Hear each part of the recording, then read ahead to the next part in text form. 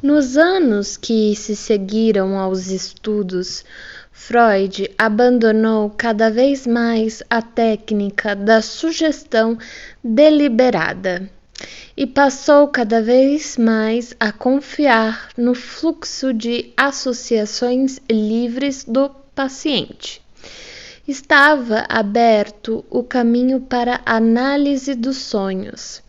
Essa análise permitiu-lhe, em primeiro lugar, obter uma compreensão do funcionamento do processo primário na mente e das formas pelas quais ele influenciava os produtos de nossos pensamentos mais acessíveis. E assim Freud adquiriu um novo recurso técnico, o da interpretação. Mas a análise dos sonhos possibilitou um segundo lugar, sua própria autoanálise e de suas consequentes descobertas da sexualidade infantil e do complexo de Édipo. Todas essas questões, porém, salvo por alguns leves indícios, ainda estavam por surgir. No entanto, nas últimas páginas desse volume, Freud já havia defrontado com outro obstáculo no caminho do pesquisador, a transferência. Já tiveram vislumbre de sua impressionante natureza e talvez já tivesse começando a reconhecer que ela iria revelar-se não só um obstáculo, como também mais um instrumento fundamental da técnica psicanalítica. À primeira vista, a principal posição teórica adotada pelos autores da comunicação preliminar parece simples. Eles sustentam que, no curso normal das coisas, se uma experiência for acompanhada de uma grande dose de afeto, esse afeto é descarregado numa variedade de atos reflexos conscientes, ou então vai se desgastando gradativamente pela associação com outros materiais mentais conscientes. No caso dos primeiros pacientes histéricos, por outro lado, por motivos que logo mencionaremos, nenhuma dessas coisas acontece. O afeto permanece num estado estrangulado e a lembrança da experiência a que está ligado é isolada da consciência. A partir daí, a lembrança afetiva se manifesta em sintomas histéricos que podem ser considerados como símbolos mnemônicos e vale dizer como símbolos de lembrança suprimida. Sugerem-se duas razões principais para explicar a ocorrência desse resultado patológico. Uma delas é que a experiência original ocorreu enquanto o indivíduo se encontrava num particular estado de dissociação mental, descrito como hipnoide. A outra é que o ego do indivíduo considerou essa experiência como sendo incompatível com ele próprio e, portanto, ela teve de ser rechaçada. Em ambos os casos, a eficácia terapêutica do método catártico é explicada com base nos mesmos fundamentos.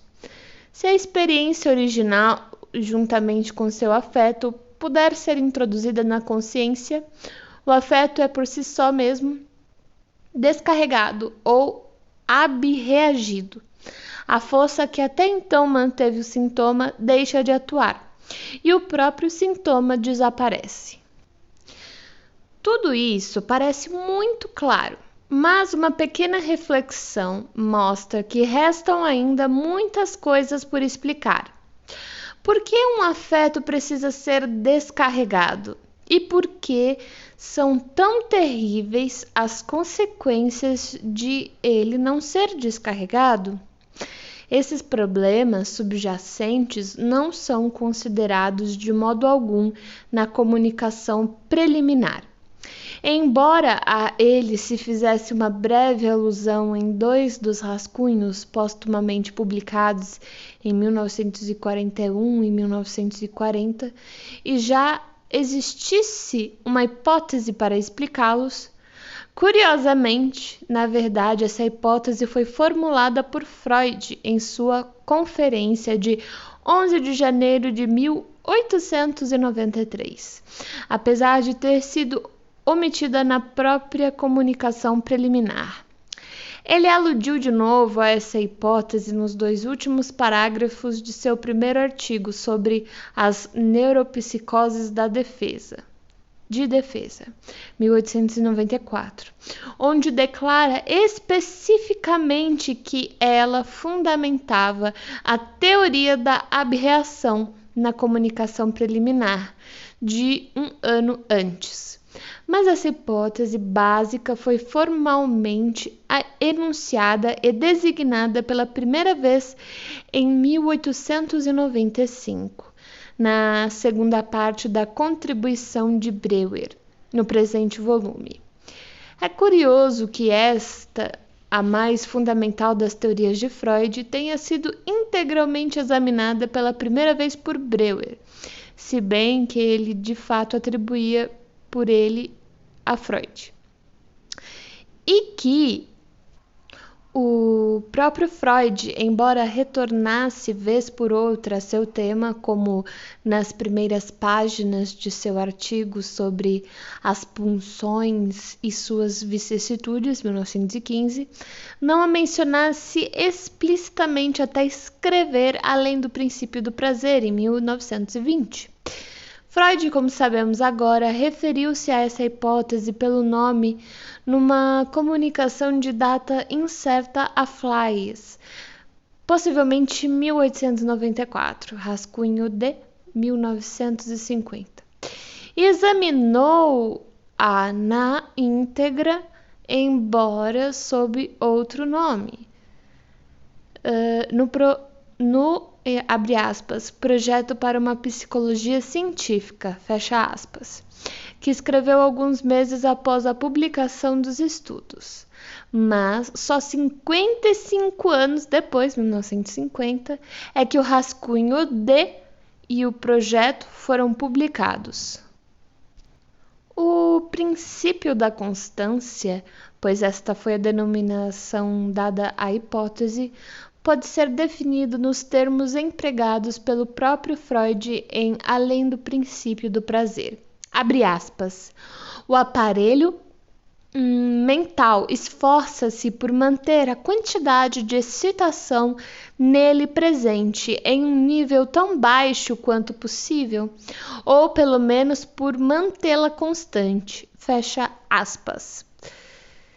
Breuer o enuncia mais adiante neste livro, em termos muito semelhantes, mas com uma inclinação neurológica, como, abre aspas, uma tendência a manter constante a excitação intracerebral, fecha aspas.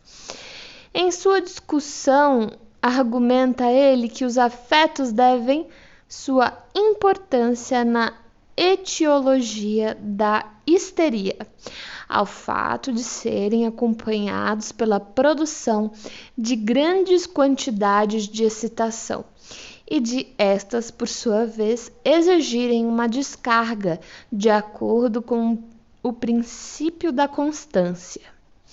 De modo semelhante, também as experiências traumáticas devem sua força patogênica ao fato de produzirem quantidades de excitação grandes demais para serem tratadas da maneira normal.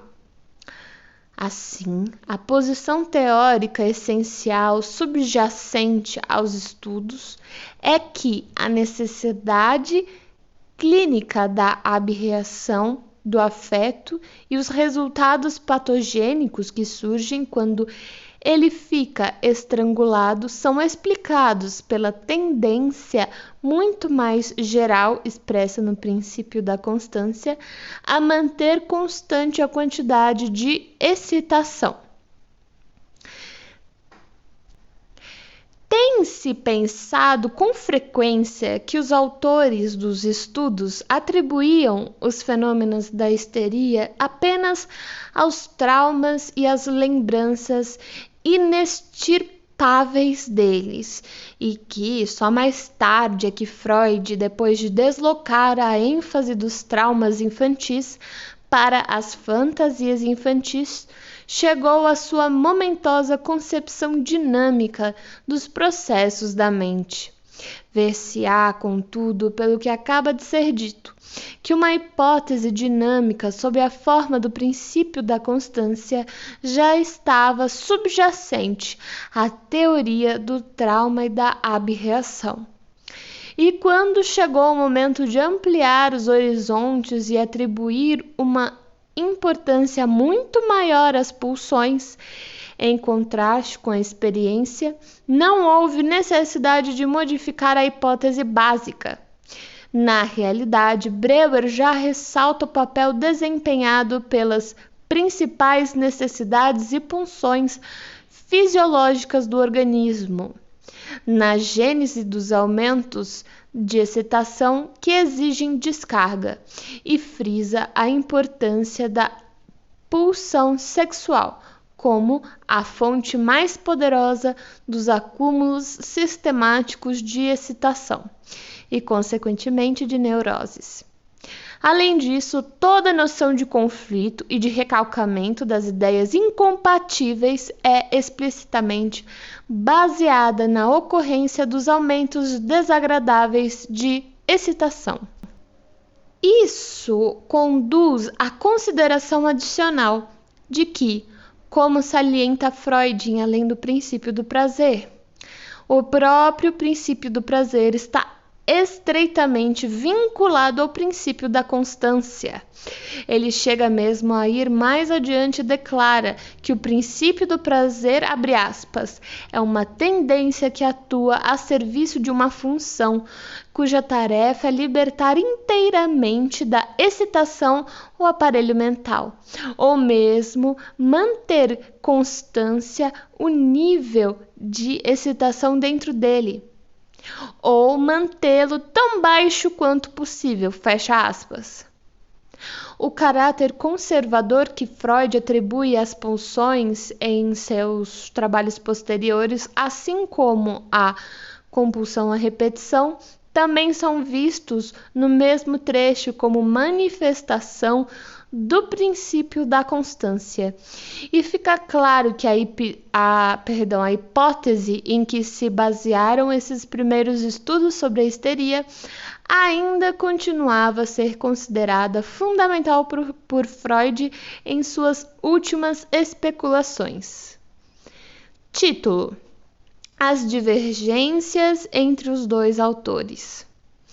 Não estamos interessados aqui nas relações pessoais entre Breuer e Freud, descritas com detalhes no primeiro volume da biografia escrita por Ernest Jones. Mas é interessante examinarmos brevemente suas divergências científicas. A existência de tais divergências foi abertamente mencionada no prefácio. A primeira edição, e muitas vezes falou-se nelas com exagero nas publicações posteriores de Freud. Mas no próprio livro, por mais estranho que pareça, elas estão longe de ganhar preeminência. E muito embora a comunicação preliminar, entre parênteses, seja a única parte do livro de autoria explicitamente conjunta, não é fácil determinar com certeza de quem é a responsabilidade pela origem dos vários elementos componentes do trabalho como um todo.